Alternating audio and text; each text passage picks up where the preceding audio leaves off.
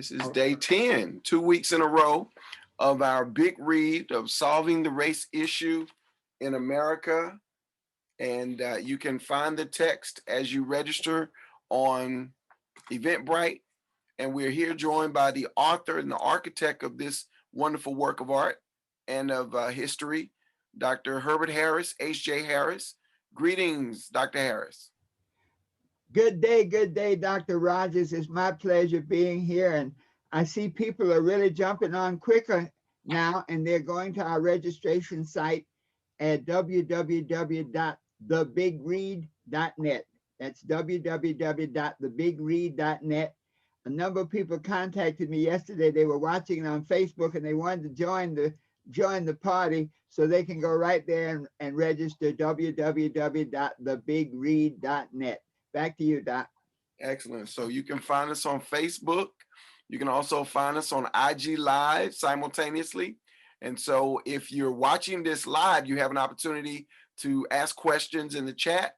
And if you're watching this in replay, we hope you enjoy this conversation. We have two magnificent readers today. In fact, we have a gentleman who's from the land and the college of Dr. Martin Luther King, of Ben Elijah Mays, of so many great giants. And that is, we're being joined from Morehouse College in Atlanta by Mr. Pearson Bailey, a sophomore biology major from Atlanta, Georgia. Welcome, Mr. Bailey. Thank you. I'm glad to be here. Excellent. We look forward to your reading. And we're also being joined from the great city of Baltimore that shows up strong everywhere they show up, by Mr. Lew Fields.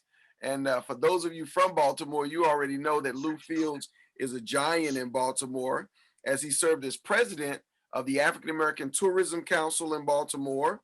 And he also served as the founder and the host of the BDX, the Black Dollar Exchange talk radio show there in Baltimore. Mr. Fields has put together the Langston Hughes annual literary fair for some 15 years now. He's a giant in Baltimore. Welcome, Mr. Lew Fields. Yes, indeed. How's everybody? Happy Black History Month. Absolutely. So we'll begin. Thank you so much. We'll begin with our reading, Pearson Bailey, and following protocol, of course, is we'll hear a response from Dr. Harris. We'll engage Mr. Bailey on the questions and his kind of feedback based on what he's read. And then we'll jump into the reading with Mr. Lew Fields. We'll repeat the process. Mr. Bailey will rejoin us after Mr. Lew Fields, and then we'll have 30 more minutes for an overall discussion where all parties are involved, as well as we're taking questions through the chat room. So with that being said, I'm the timekeeper as well. And we have 4 turns of this clock, old school style, not digital. And we'll begin with Mr. Bailey.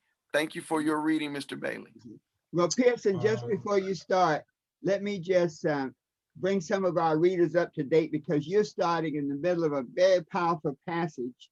Yesterday in day 9, we had talked about in the school system, how the public schools, and how after the desegregation order and the Supreme Court case, Brown versus the Board of Education of Topeka, Kansas, that many of the churches, many of the white churches in particular, took the kids, formed, you might say, private schools to undermine the integration order of the Supreme Court.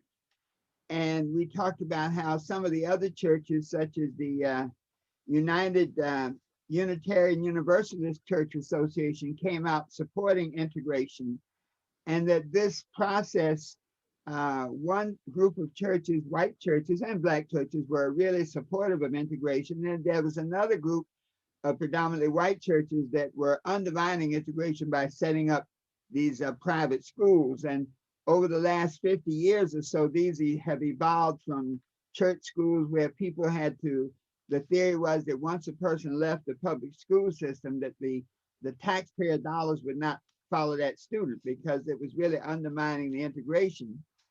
But now we have evolved to the point, through the laws, through the legislatures, where this idea of charter schools and neighborhood schools and choice schools, so that the money leaves the public coffers and goes into the private schools. And when they say school choice, when we look at the makeup of these charter schools, they are once again either predominantly white or predominantly black. So they have basically re-segregated the school system. And so it is there where we start, Pearson. So just given that context now, I'll shut up and you can go right ahead. Okay, thank that. you, And if you Dr. could just Harris. mute yourself, Mr. Lou Fields, would be great. Please continue. Okay, so just to be clear, I'm starting with this chapter, Is Every White American a Racist?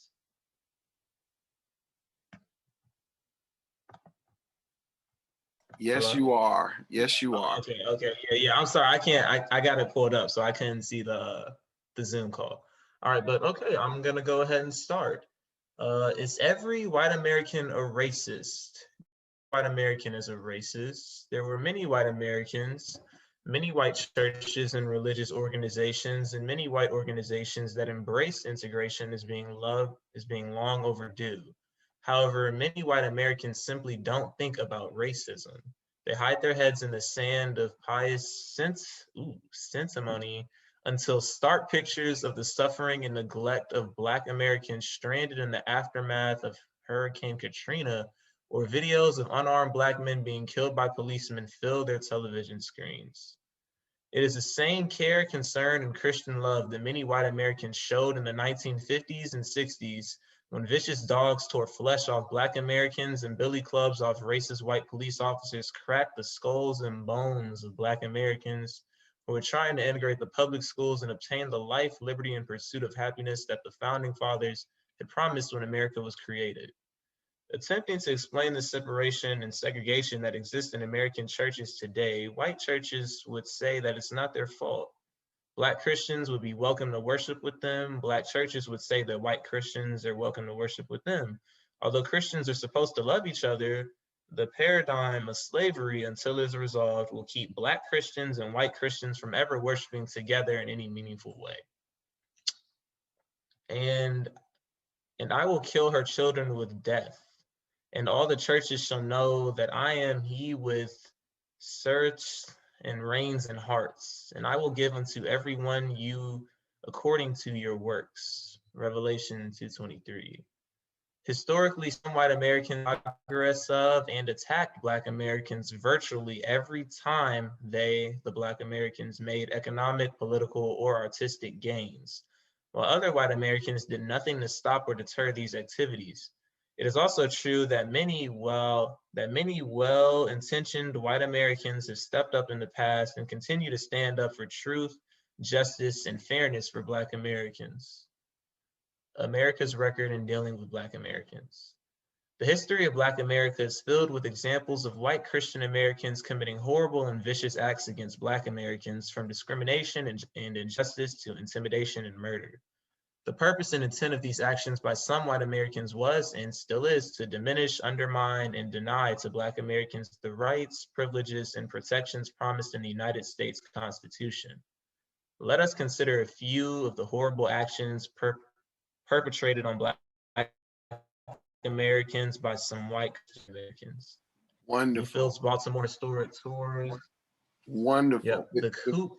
Before we go there, am I done? Am I supposed to stop? I'm sorry. Oh, okay. Great reading. We just want to have an opportunity to discuss what you just read because it's so packed, it's compact with a lot of information in there. So I'm going to ask Dr. Harris to respond to hearing the reading from your voice, Pearson, and ask you your thoughts on what you just read.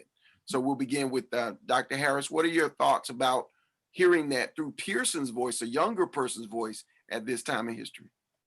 Well, you know, one of the things that I really appreciate is the young people, Pearson, Bailey, and so many of the other young people are interested to be a part of this.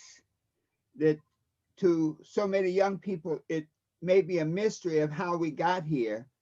And so many times we see the the limbs and the leaves on the tree, but we have no idea about the roots.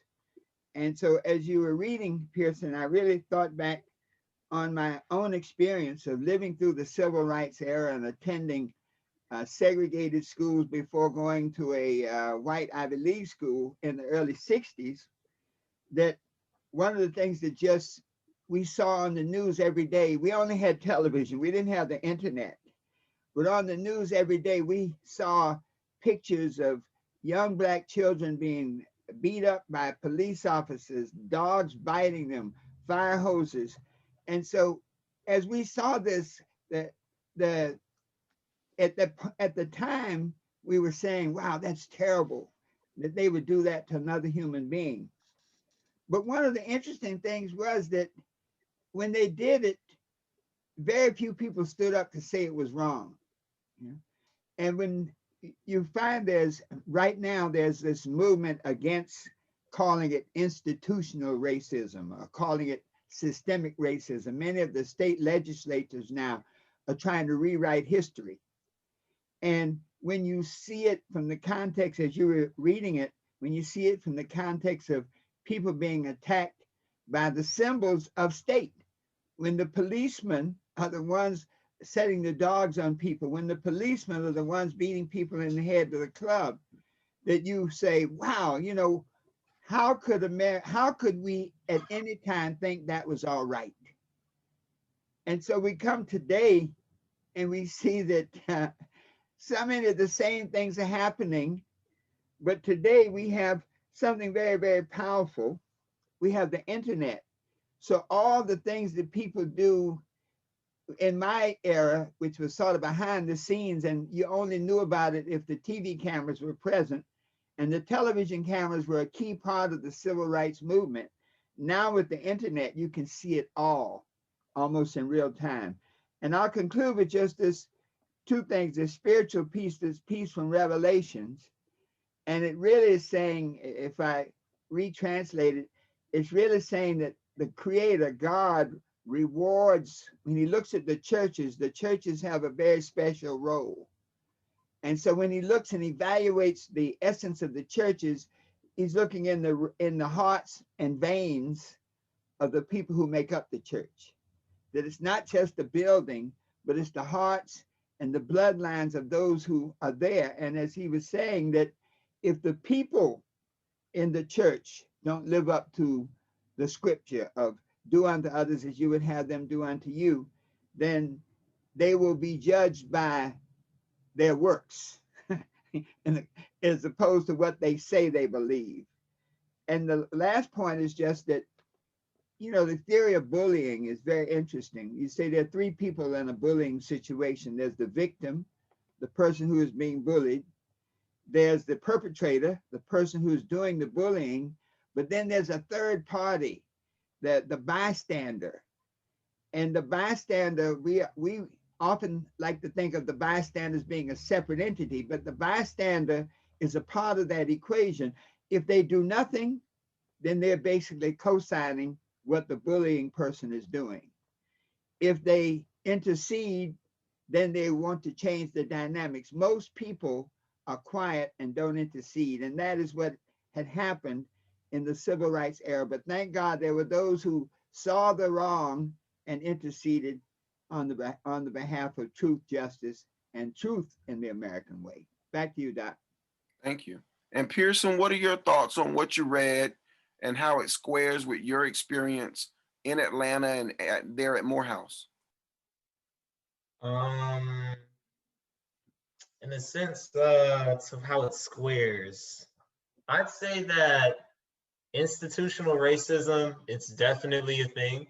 And in a way, you know, someone told me the other day, they said, you know, I might be part of the problem in the sense that, like, when I go to an HBCU where there aren't Morehouse doesn't, I don't think there's any Caucasian students enrolled in Morehouse. So when I put myself in that situation, it's kind of like I'm not helping the problem. You know, if I want to help the problem, then I have to try to mix with other races and try to get them to, you know, come on board so we can see each other as equals. But when I shield everyone off in HBCU, technically I'm somewhat part of the problem in that sense, because I'm not helping us to get to a better place by shielding myself away from other Caucasians in that sense. You get what I'm saying? I do. That's an interesting perspective. And I'd ask the question, you know, to those of us outside of Morehouse and our HBCUs in general, Morgan State there in Baltimore, Howard University, I'm an alum of, and we've had FAMU join us. It's considered rarefied air because you have 360 degrees of Black excellence. And so, you know, this notion of, for many people's first time in their life, in this generation, they're surrounded by distinguished men and women as professors, presidents, alumni. I went to a Morehouse graduation once, and it was amazing because the elders marched first, and then those who marched behind them had graduated, let's say in the 1970s and the 80s until the upcoming class.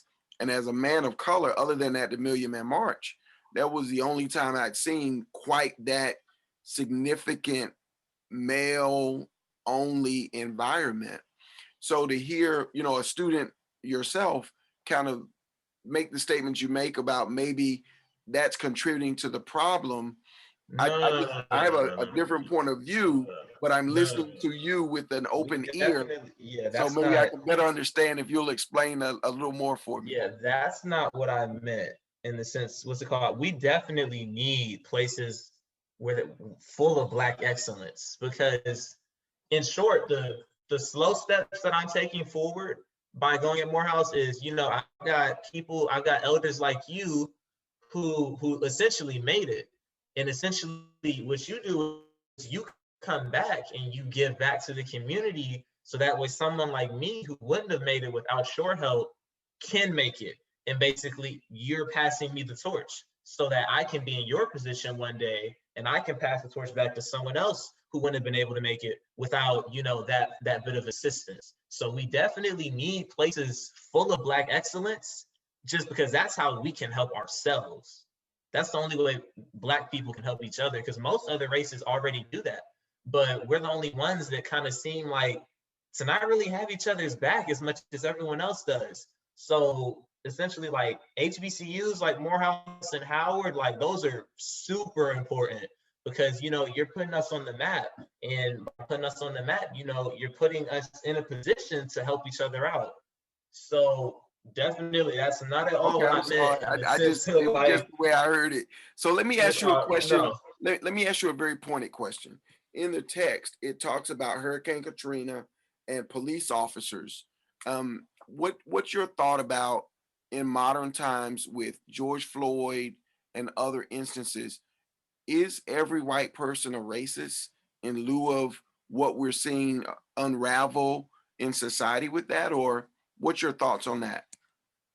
Well, logically, I would never say every person is anything. That I wouldn't make an all statement. So no, not all white people are racist. In fact, I'm sure a great deal of them aren't racist. I've met plenty of white people who weren't racist. I've met more white people who weren't racist than I have actual racists. Now, I will say, what's it called? What Dr. Herbert was saying earlier, he made a really good point, in the sense that a lot of people see racism go down like that third party. They see it go down and they don't contribute, but they don't intervene. And by not intervening, you're technically a co-conspirator because you're allowing it to happen. So I feel like that's probably the majority of Caucasians and whatnot. They take situations like George Floyd, they see it on TV and they go, "Ooh, that's so, man, that sucks. That's not very good."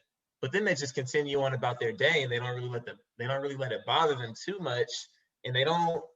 So essentially, you're not helping. You're not helping to make anything better, and that's what has to change. Excellent. That's all. Thank you for that. Dr. Harris, would you care to respond before we turn it over to Lou Fields for his reading? Sure. I appreciate that, Pearson, because, you know, that analogy of the bystander and the bullied is so, we can see it, we can feel it. And when you depersonalize racism, a part of perpetuating the racist paradigm is to pretend that it doesn't exist. Okay. Because Yeah. I've had friends actually ask me, like, is it really that way? They'll say, well, Dr. Harris, we've known you and you're a speaker and you've done this and you've been an attorney and, go down all the list of accolades. And they say, you don't have those problems, do you? I said, let me tell you something. When I'm on a dark road and my car breaks down, and thank God wherever I am, okay, that whoever pulls up, I'm concerned about who it is, even if it's a white police officer. And our response to that is that I am very conscious of how I act in that situation.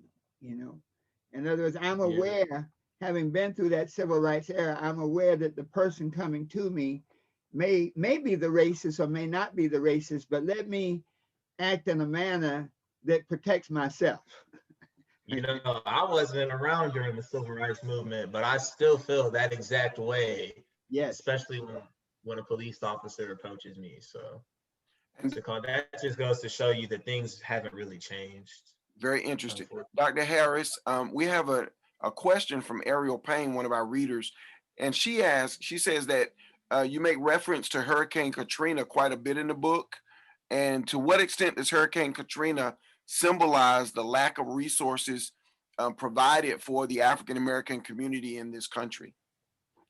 Well, one of the things, I guess you all were very young then, and I know Lou remembers it, but I know watching it on television, we're watching people there huddled up in the Coliseum, Superdome. in the Superdome, with people dying. You had pictures of corpses and people dead in wheelchairs.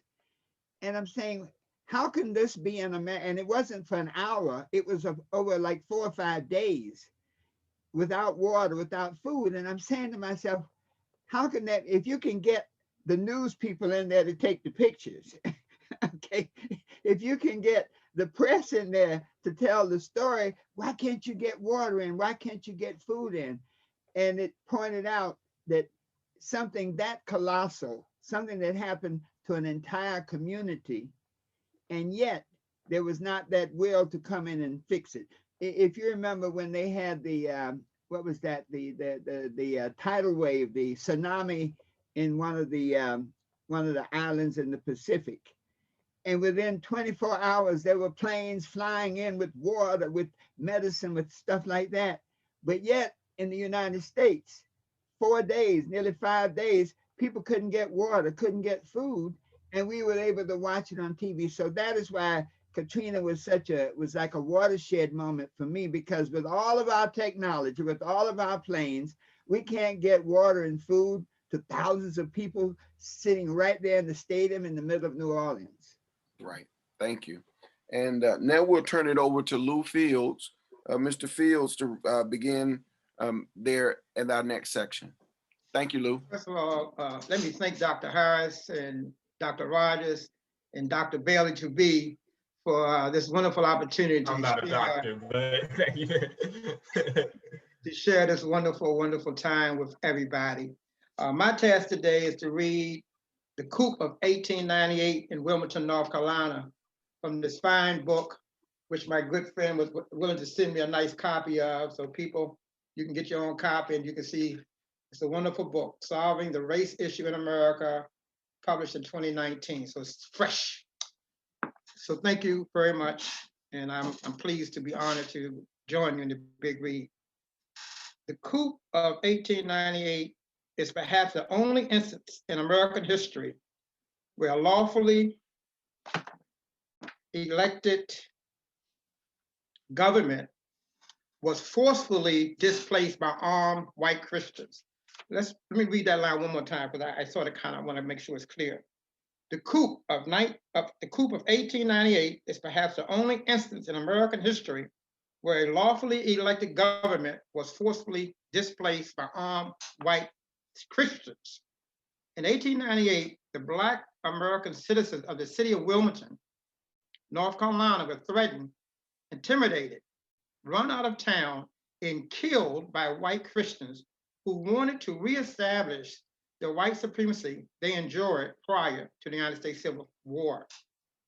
I relate this event in great detail because the coup of 1898 signaled the end of Reconstruction and the beginning of the racist Jim Crow period in which Black Americans were systematically excluded from participating in the great American democracy, dominated and controlled by white Americans. Black Americans were virtually prevented from voting, holding public office, working in certain jobs, participating in professional sports, owning certain businesses, receiving a first-rate education, and from otherwise enjoying the rights, privileges, and benefits promised in the United States Constitution. These events in Wilmington, North Carolina were duplicated or simulated in towns, cities, and states throughout America, throughout the South, specifically, and throughout America in general. This coup of 1898 was a well-planned, organized insurrection conducted by white businessmen. After the Civil War, Wilmington, North Carolina was a prosperous southern town in which Black Americans had achieved a general level of political and economic success.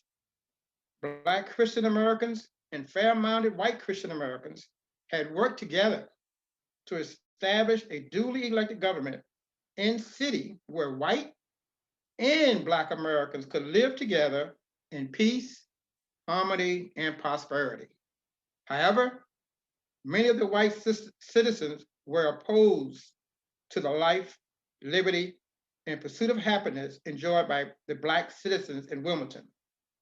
This dislike and disgust with the way things were in Wilmington was so intense that the Wilmington, North Carolina Chamber of Commerce issued a white Declaration of Independence, affirming and justifying their desire to deprive the Black citizens of their constitutional rights.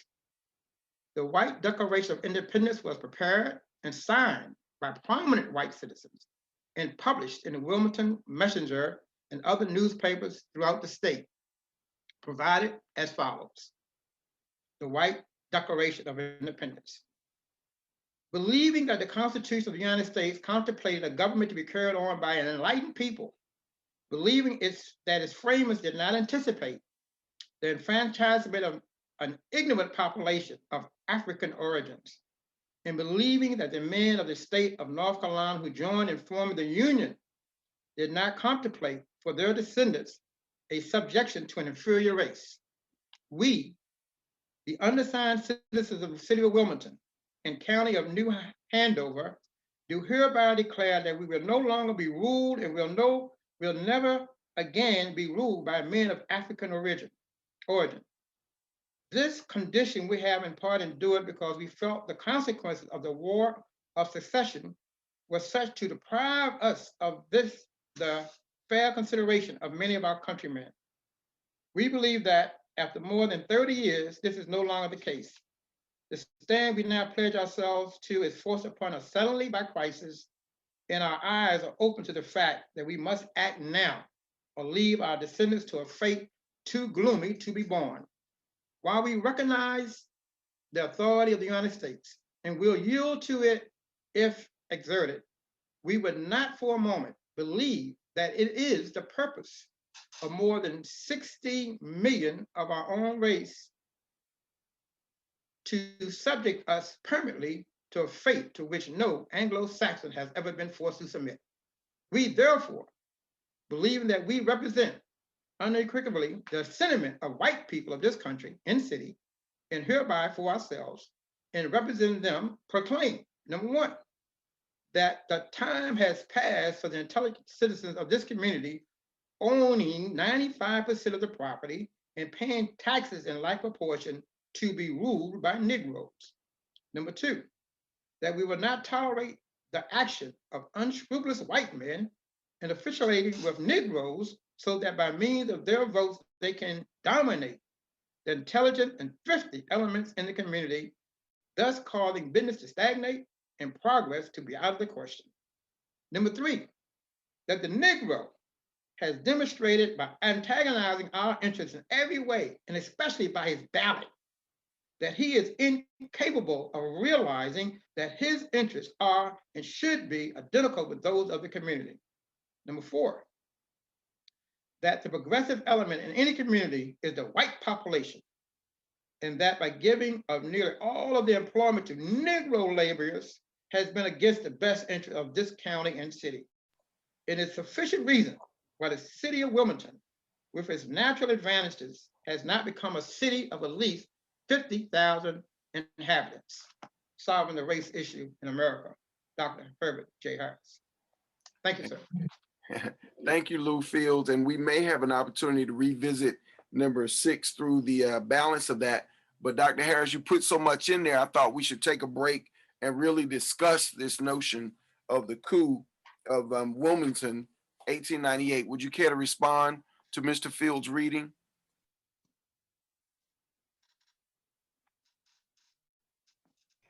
You know, Lou, as you were reading it, it hit me again. You know, even though I wrote it, and really all we're reading there was really what they wrote. I just captured it.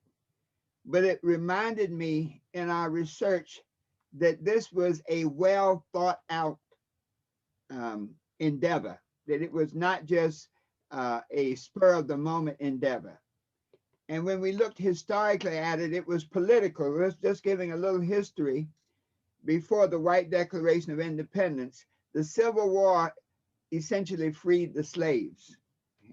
And between 1865 and 1876, the period of Reconstruction, the Union soldiers remained in the South to enforce the new civil rights laws. That's the 40 acres on a mule, a lot of these concepts for rehabilitation. There was also a profound activity to educate the Negro and bring the Negro up to parity. But once the election of 1876, and it was a contested election, and it was so parallel to what we have right now in 2021, yeah, that's where we are. In the sense that that election was contested, and so in spite of the vote of the people, the actual outcome of the election was determined by the Congress. And they called it, just to help a little bit, they called it the Tilden-Hayes Compromise. Yes, the Tilden-Hayes Compromise, Rutherford B. Hayes. And a part of that, so the Southern states now had sort of reasserted their power. And in order to move the country forward, they basically cut a deal which ended the Reconstruction, removed the troops from the South, and put the South back in the control of the same people who had enslaved Black people for 200 years before. And so 1896, with the Plessy v. Ferguson, separate but equal, was a part of the legal foundation for recreating the slave system under a different name. And it all came to a head in 1898 in Wilmington, North Carolina, because Wilmington had been prosperous. We had one of the most biggest landowners was a Black man. That you had a Black man in the Board of Aldermen. You had a Black man as the harbor master. The founder of A&T State University, Dudley, was from Wilmington. Robert R. Taylor, who was the first Black graduate of MIT, he graduated from MIT in 1888, was from Wilmington. And so Wilmington, North Carolina was a mecca now for, you might say, enlightened, educated Blacks. It had a large community of free Blacks and educated Blacks. And this Declaration of White Independence does the same things, that stuff. It created this idea that Black folks were taking all the jobs, that this was going on. But that was all a pretext. And when you look at the history behind the Declaration in 1898, the white power, they call it the Secret Nine, the secret group of Black businessmen, of white businessmen, got together and they laid out a strategy. And they said they needed 3 kinds of people. People who could write, because they wanted to rewrite history in a way that was favorable to them. People who could talk, because they wanted to be able to present their arguments in a way to inflame the passions of people. And aren't we seeing that again right now today? and then people who could ride. In other words, people who could handle guns, who could crack skulls and make it happen. And so all of the things that happened in November of 1898 was all organized perfectly. And the white people took up arms, and they literally, you notice there's never a way, you can never tell, you know, with all the statistics we have, when we look at every situation where Black people have been brutalized in a systematic fashion, you never can know how many people were killed. Isn't that interesting? We can determine how many people were killed when General Custer in the West. We can determine how many people were killed in World War I, World War II, the Civil War. But anytime you have these events, it says, well, nobody knows how many people were killed. But this was, the context was there. And so when the white citizens came together, they said, they reasserted the mindset that had really been the mindset of slavery, and said, never again will Black people rule, and we want to change the world order back to the way it was before the Civil War. Dr. Harris, are you trying to say that they were looking to make America great again? Absolutely. When you read this, that's exactly what they were doing. And the interpretation of that then, in 1898, as they said, they basically declared that all Black people of African origin were ignorant, uneducated, savages, and to justify them taking this military action, really.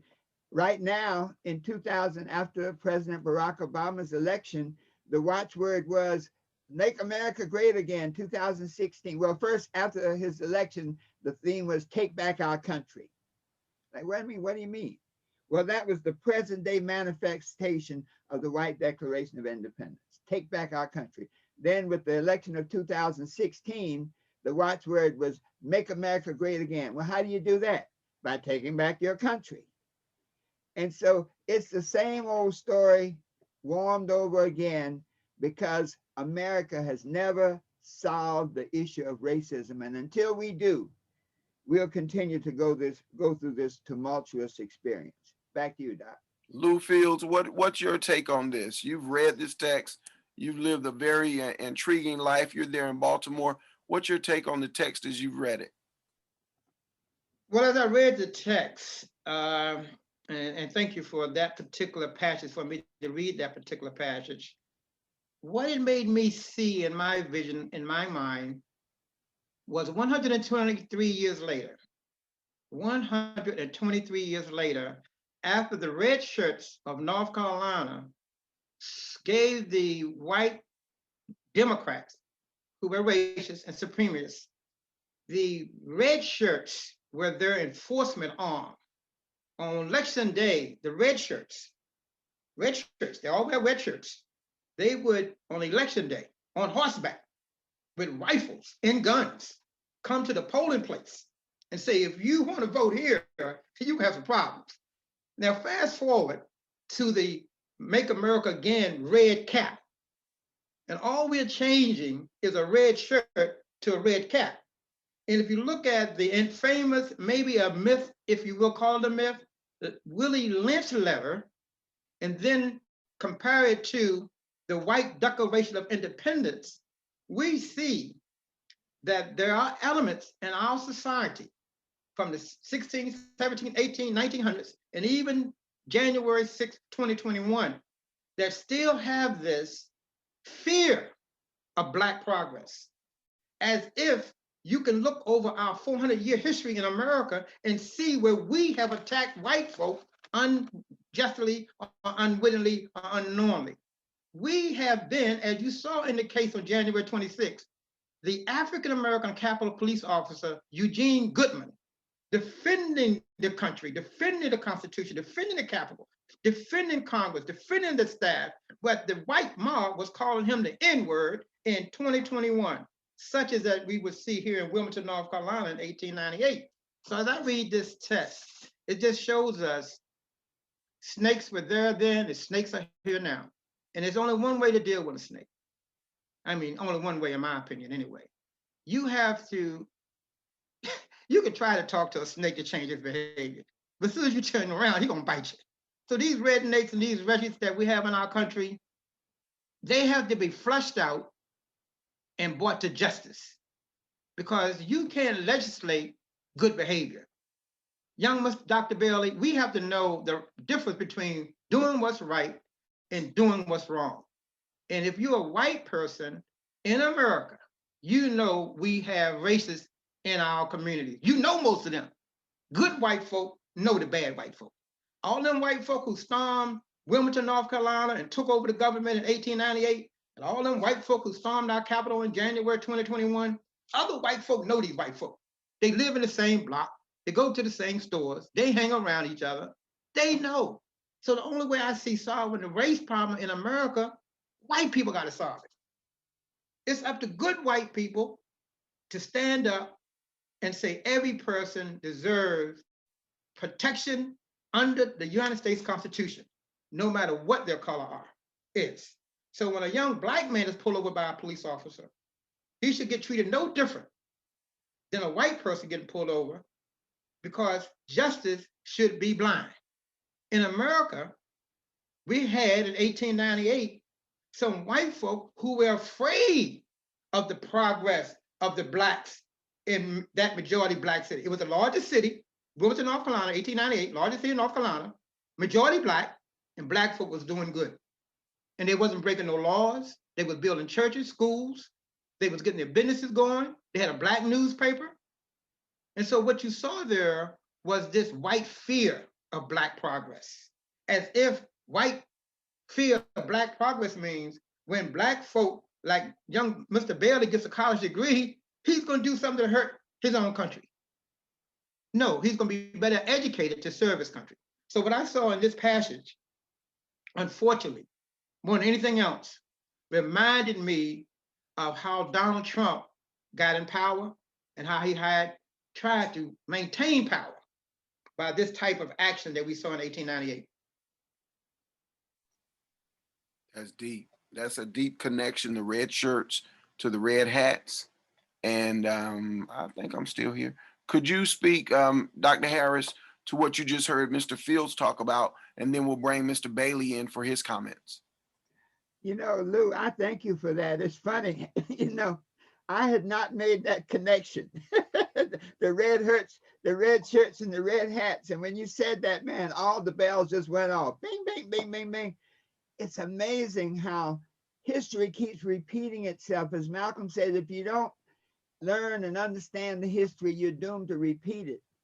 And so it seems that white America, and I hate to paint with a broad brush. I think Pearson was saying, you know, when we were talking about the value of historically black colleges and whether all white people were racist, we can't paint with a broad brush. But the most profound part is the people in power. And definitely in America, the people in power have been white people in power. And it's the same playbook. It seems to always work. In other words, it's like one playbook. It's from a red shirt to a red hat, okay? To always create a pretext. In this election year, the pretext was that the election was stolen, that the votes were illegally cast.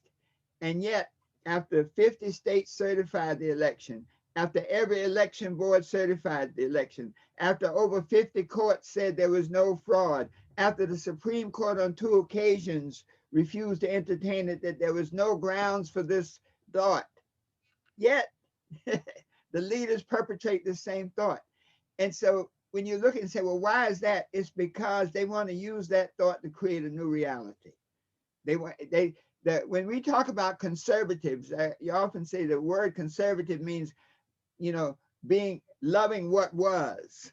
You know, they'll couch it and say, oh, fiscal responsibility. But really and truly, conservatives is like, let's stick with what was. And the conservative consciousness in America is still the pre-Civil War consciousness of total white supremacy and black subjugation. Back to you, Doc. What do you think of the conversation, Pearson, Mr. Bailey, and where we are right now with respect to this history and how it looks today? I think right now where we're at, it looks like we're repeating the same mistakes that we already made. So I think, I forget whether it was Dr. Harris or Dr. Fields that brought it up. He was like, you look back at how during Reconstruction, Wilmington grew in the first place.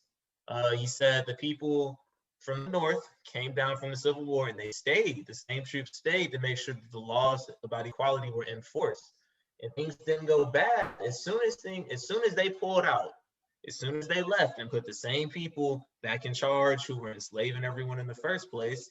That's when Jim Crow started up. And that's when all this nonsense went back to, all this racial tension went back, right? So I think basically it's repeating itself again. What's it called? We had Donald Trump as a president for far too long. Like the same guys that, who this make America great again, that same notion, you put them back in power, and now history is repeating itself. And now people are getting shot on live television and justice is not being enforced. And that's the issue. So I think you made a really good point where if you want to solve the problem, you have to understand the history so that you can make sure the same issues don't repeat themselves, so that we don't make the same mistakes again. So, I think, Joe Biden might not be the best president, but I think it's a step in the right direction for sure, getting rid of Donald Trump.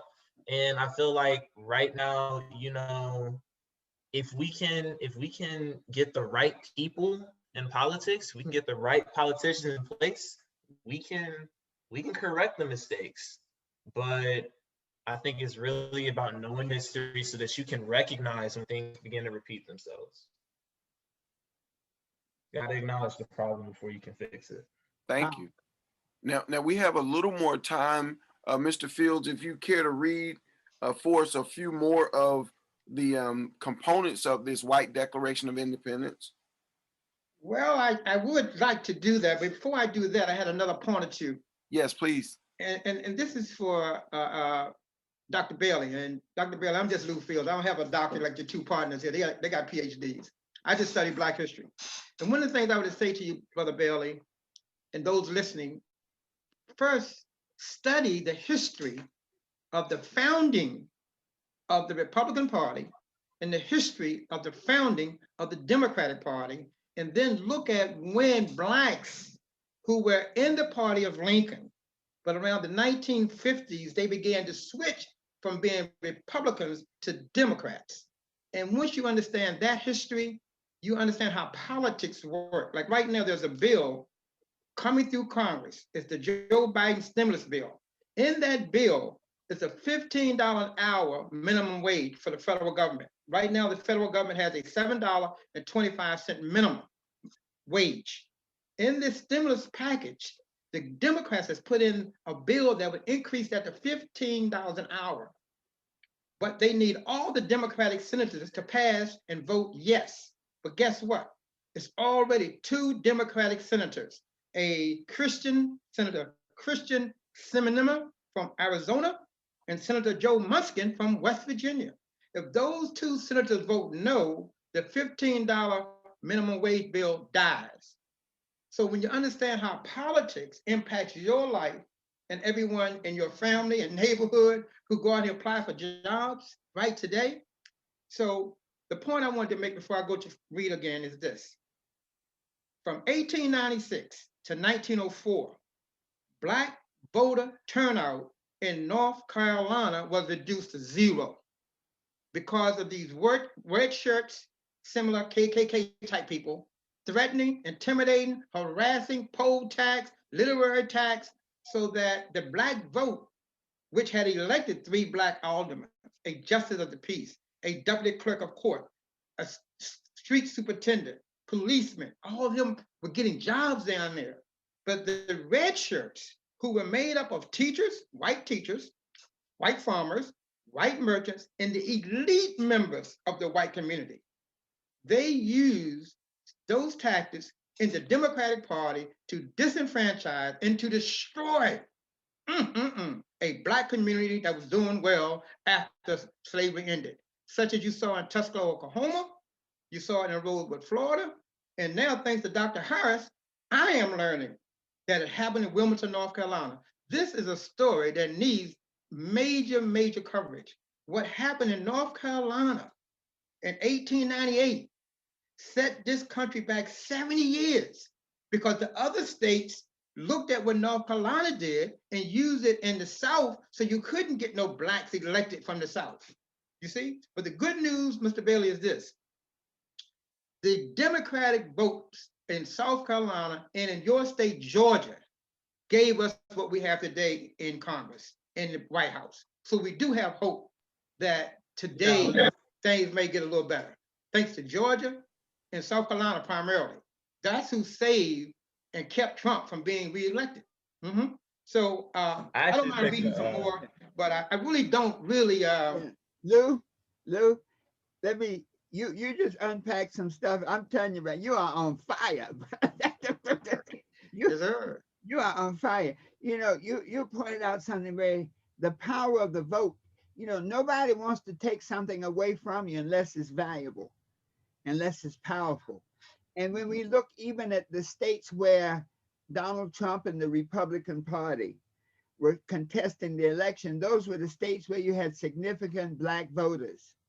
And it was just this was their present day, you know, even before the election, there was thoughts that there were going to be, demonstrations at the polls, that the white supremacists were going to come at the polls and to scare Black people from voting as they did in 1898 and 1900 and for the next 30 or 40 years. And that didn't manifest because of voting by mail, early voting. In other words, the system that they put together worked for everybody. Okay, so this idea of disenfranchising Black people, the present day Republican and Donald Trump admit that's really what this we stole the election is about. It's about we need to disenfranchise Black folks. The other piece is that one of the interesting things that has happened with George Floyd, if you notice, with the national or international attention, I was not totally aware of how many Black people had achieved political office in this country. You know, when you start going down the line, you look at Atlanta. Atlanta had Black mayors for a while, but you go to other cities, major metropolis centers had Black mayors and Black congressmen and Black senators, and I think that when white people saw that, it was like that same fear that was stimulating the white Declaration of Independence. That when you start going down the list where Black people had become mayors, had gotten to positions of authority, it rekindled that fear again. And so, you know, when we look at the country and we see this thing that keeps repeating, and that's one of the premises of the book. One of the reasons that I shared a lot of this information about different incidents is because I wanted to make it very clear that the usual tactics have not worked. The same court that did Brown versus the Board of Education, they still had to fight another 15 years in Wilmington, North Carolina. Integration didn't happen to over 14 years later. Yeah. And so the courts have not really worked because the courts really have people. Those courts change from 1857, the Dred Scott decision. So the courts have not changed. The laws, as we see with the laws now, trying to recreate that white supremacy institution.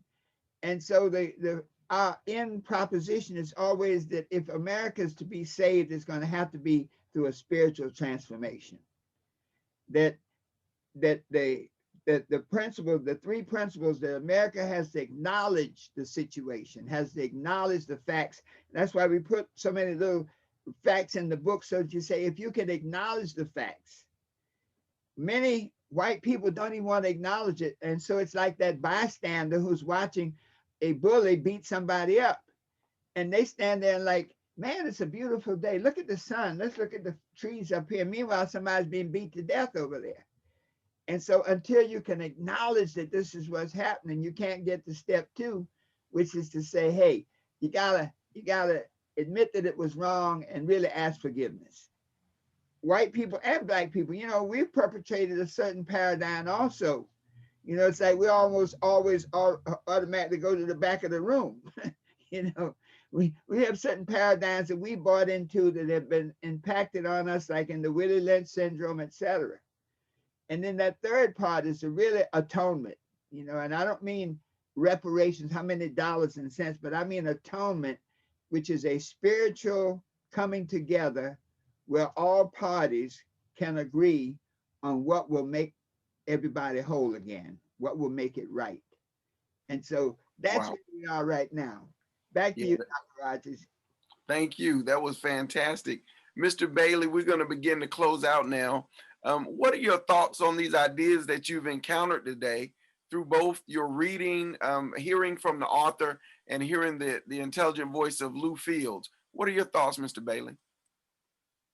Well, I wouldn't be doing the people of my past justice if I said it was the first time I've heard of incidents like this.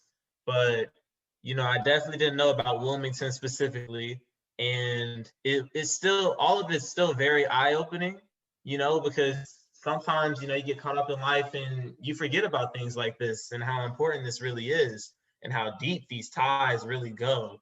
So it's definitely, I'm really glad that I was able to, you know, to be here and hear all of this, you know, just keep it on my mind as long as I can, because this is important and it's real. Like, even though you don't realize it, it's all around you.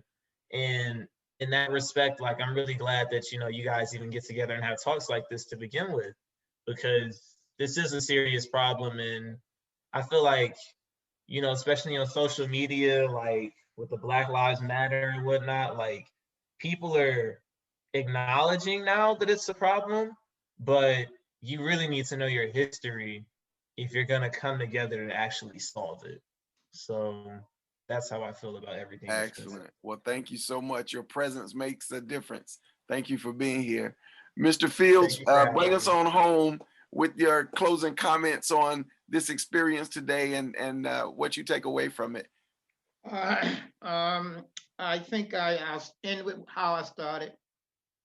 To Mr. Bailey, I like to call you Dr. Bailey. You say my biology, you might as well go ahead and become a doctor now. My closing comment would be, in the backdrop of 76 million Americans voting for Donald Trump. 76 million. So to solve the race issue, and you have 83 million voted for Biden and the democratic principles he stood for, but yet and still 76 million Americans, after 4 years of Donald Trump, voted for him. That shows you that our country has turned the corner, because more than half of the people rejected that doctrine of Trump, that doctrine of the red shirts and the red cap. We rejected that. But in the world you are living in the world you were living as an adult, Mr. Bailey, you will still have to contend with that formula, that picture I just described. And the way you could equip yourself to deal with that is through sound research.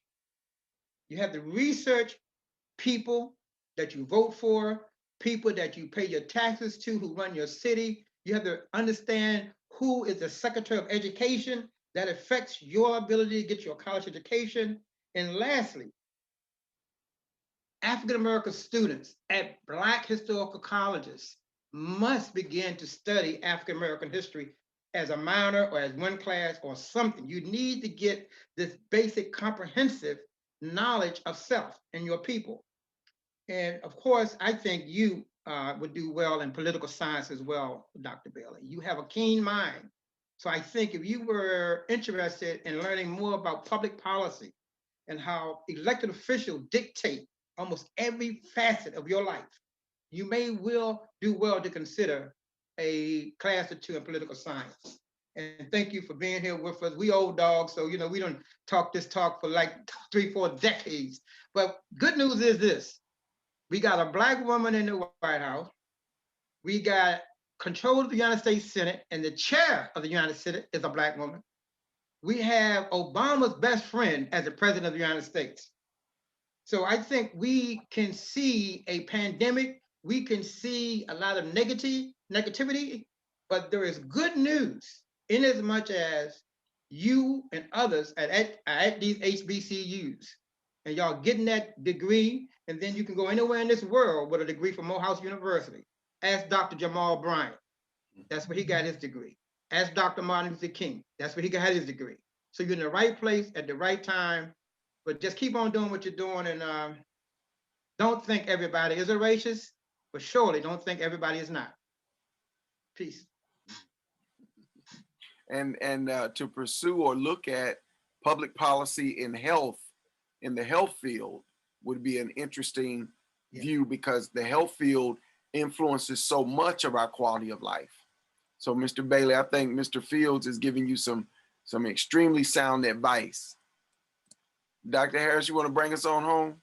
Wow, Doc, I tell you, Lou, thank you so much.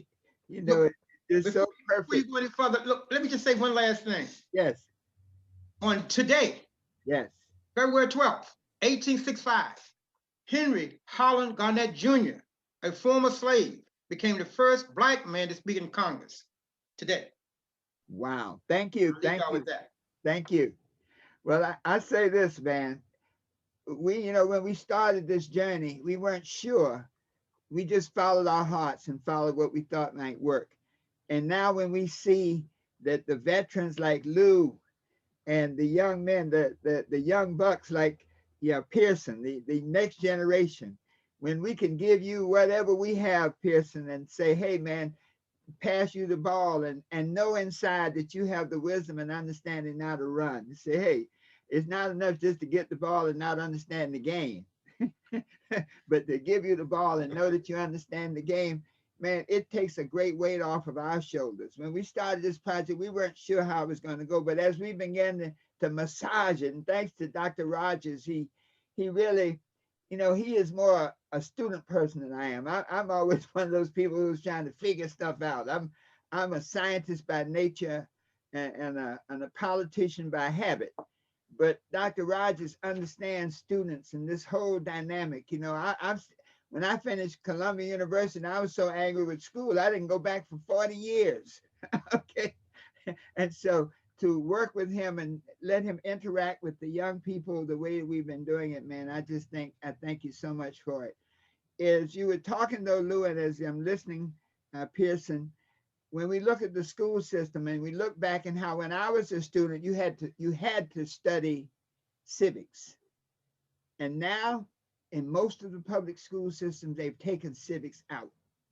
And we have to say, why is that? It's because the powers that be don't want you to understand just what Lou was saying, how stuff works, how the politicians works, how it all comes together. So just we've completed our 2 weeks. I thank you so much. Look forward to joining us on Monday as we start our 3rd week. Those of you who watch this, pay attention, watch it a few times, because there's so many nuggets here, we could create a gold mine. And so, Doc, close us out. I'm just full of it, too full. Turn your mic on, that'll help. Doc, turn your mic on. Dr. Rogers, turn your mic on. Let me see. Dr. Rogers. Okay, there we go. Okay. I thought I'd erase myself from the conversation. Hey, listen, this was fantastic. With each day, the wisdom just becomes more and more apparent in the written text. And when Lou Fields breathes on this text and gives us more insight, and Mr. Bailey does the same, it's a living text. It's a text by which we can take lessons to live and to take action today. So thank you, everyone. And we look forward to seeing you on Monday for our 11th day of the big read of Solving the Race Issue in America. Thank you and have a great day. All right.